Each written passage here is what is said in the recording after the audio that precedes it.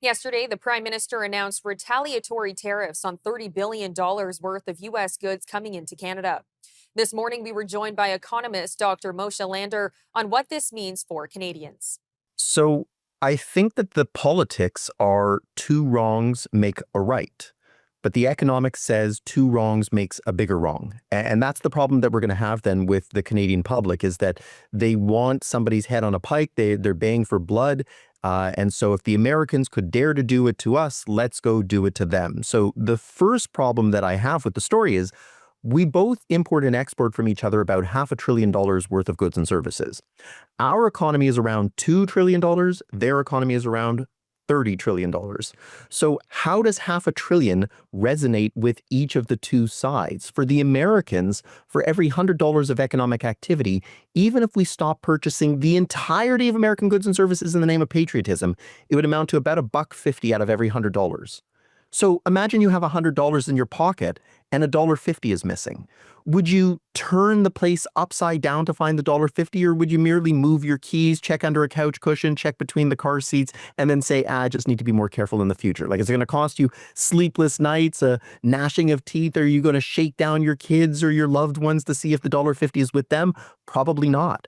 But in Canada, $500 billion out of $2 trillion is about $25 out of $100. And so you bet that it's going to affect those people and that they're going to lose sleep and that they're going to be much more disturbed about it. So it's not that we don't need the U.S. or that the U.S. doesn't need us. We both need each other, but to different degrees. And so when we're putting counter tariffs on the U.S., we think that somehow it's going to hurt them, resonate with them, make them ashamed in a way that we feel hurt by their tariffs on us. It's not going to register. And that's if we stopped the entirety of purchases from the U.S., given the fact that there's some thus that we have to buy no matter what. We're missing the mark then. And so I get the politics, but unfortunately, it would have been much better if they just explained the economic case for this is why we don't do anything. Now, set that aside. Once the tariffs are here, somebody has to pay the tariff. At the end of the day, it's a tax. So somebody has to pay this tax. Now, the issue is it going to be the Canadian consumer or is it going to be the American producer? And in this case, it comes down to a concept called elasticity. So the best way to understand it is, let's say that I put a tax, let's not even talk tariffs. If I put a tax on insulin, who's going to pay an insulin tax, the diabetic or the pharmaceutical company? You bet it's going to be the diabetic, because the pharmaceutical company is going to say, look, pay it or die. I don't care. The diabetic doesn't have the ability to push back on the pharmaceutical company, say, no, you eat the tax. I'm not paying this, because the pharmaceutical company has so many other things that they could be doing with their time and resources. The insulin production is just one of them. So in that leverage discussion, all of the leverage goes to the producer. If, on the other hand, I were to put a choice on President's Choice Cola, so with my apologies to the Loblaws family, if I were to put a tax on President's Choice Cola, you're not going to be able to pass even a nickel of that on to the consumer, because the consumer is going to say, if you try and pass even a nickel on to me, I'm going to go buy Coke or Pepsi or some other no-name brand or Barq's root beer or Fanta orange or milk or juice or water. I have so many options. I don't have to pay your tax. You eat the tax. And in this case, then, the price wouldn't change for the consumer. It's just that Loblaws would now receive less money because they're the ones that have to pay the tax. So when we're putting tariffs on American goods and services, it's really going to come down to, is the Canadian consumer the diabetic or are they the PC Cola drinker? And so in a lot of the cases, we're more diabetic than we are PC Cola drinker. And that means then that more of that tax is going to be shifted onto us than we care to admit. Not all of it is going to fall on the American producer. They have the leverage in this negotiation. And so it's not necessarily that we're going to see prices go up 25%.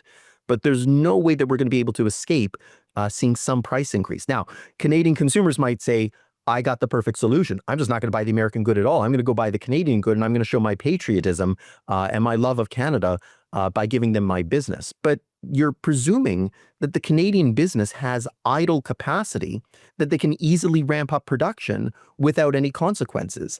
But what if that Canadian business is structured in a way that they're expecting a certain number of consumers, and all of a sudden Canadians start showing up saying, I'm here too? We now have then the production equivalent of a Taylor Swift concert. If there's only a fixed number of tickets and then a whole bunch of fans start showing up, it's not Taylor Swift adds concert dates. She just increases the prices of her tickets. So if Canadian businesses take a Taylor Swift approach and say, I can't give you more of what you want, then all I can do is just charge you more for what I'm offering. Well, Canadians then have accomplished effectively a tax on their own behavior by going to buy the Canadian stuff. So in that case, they're going to eat the cost of the tariff just by their own consumption decisions. So they need to be careful then about the way that they behave. This is a case then where the tariff could still land on them. And since inflation is still a concern for many Canadians, we asked Dr. Lander if our counter tariffs could cause inflation to rise.